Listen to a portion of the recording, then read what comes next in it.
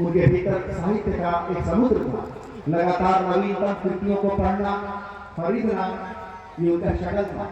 मैं जब छोटा था तो मेरे घर में 12 पत्रिकाएं आती थी और रोटारी इंटर कॉलेज जिसकी स्थापना उन्होंने की थी पढ़ते समय, उसी के बाद में वह प्राचार्य बने।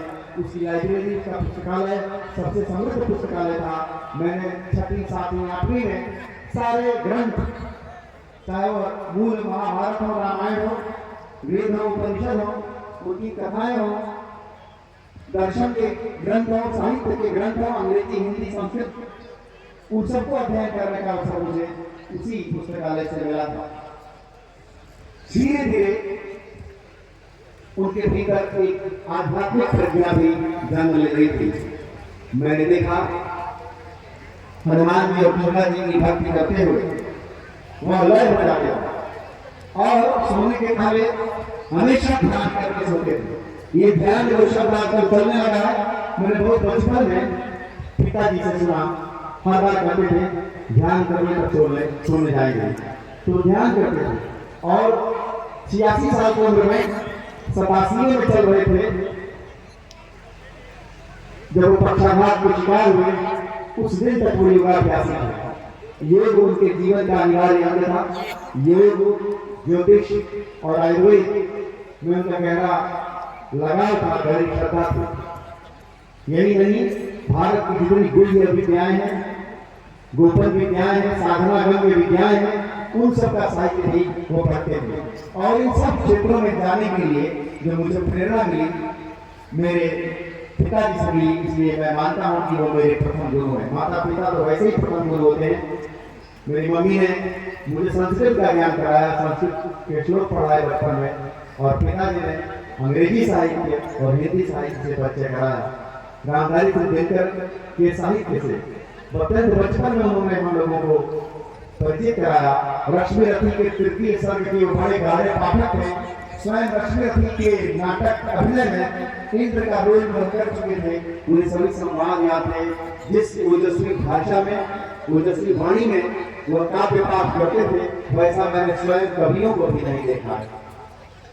तो इस तरह साहित्य, शिक्षा, राजनीति और अध्यात्म, ये 4 उनके प्रमुख विषय थे और इन चारों में उनकी गति थी। इन चारों के मर्मों के विद्वानों से, गहरे जानकार लोगों से वो प्रतिष्ठित होते थे, उनकी वाणी सुनते थे और हृदय मन करते थे। वो बहुत पढ़ते थे, इतना पढ़ते थे कि मैं आपको क्या बताऊं। मेरी बहनें बैठी हुई हैं, आधी रात में लालटेन जलवा के पढ़ते थे, बिजली चली जाए थे। वो सैकड़ों पृष्ठों की मोटी मोटी किताबों को लालटेन जला के पढ़ते थे। ऐसे नहीं पढ़ते थे, बाकायदा नोट्स लेकर पढ़ते थे। यदि कोई अंग्रेजी की किताब पढ़ते थे तो सारे कठिन शब्दों की सूची बनाते थे। संस्कृत या हिंदी की कोई किताब पढ़ते थे तो कठिन शब्दों और विचारों को अंडरलाइन करते थे। मुझे याद है कि जब मैं कक्षा 8वीं में पढ़ता था तो रोमा रोला की लिखी हुई विवेकानंद की किताब उन्होंने अंडरलाइन करके पढ़कर मुझे दी थी और उसके बाद मैंने उसको पढ़ा था। रामकृष्ण परमहंस पर रोमा रोला की किताब उनकी पुस्तकालय में थी, जिसे लेकर मैंने पढ़ा था। जयशंकर प्रसाद की कामायनी, धर्मवीर भारती की अनुप्रिया, रामधारी सिंह दिनकर की कुरुक्षेत्र, लक्ष्मी और उर्वशी के अनेक पद, उनके अनेक कविताएं, टुकड़े उनको याद थे। वह रात में अक्सर कविताएं पढ़ते थे। गर्मी के दिनों में दोपहर में विश्राम के समय भी वो साहित्य का पाठ करते थे। कहानियां, कविताएं, नाटक में उनकी दिलचस्पी थी। उपन्यास नहीं पढ़ते थे क्योंकि वो बहुत समय लेता है। लेकिन चंद्रदेव शर्मा द्विवेदी की प्रसिद्ध कहानी उसने कहा था, उन्होंने मुझे तब सुनाया था जब मैं टाइफाइड से ग्रस्त प्राथमिक कक्षा का विद्यार्थी गाजीपुर के जिला अस्पताल में रेप से भर्ती हुआ था।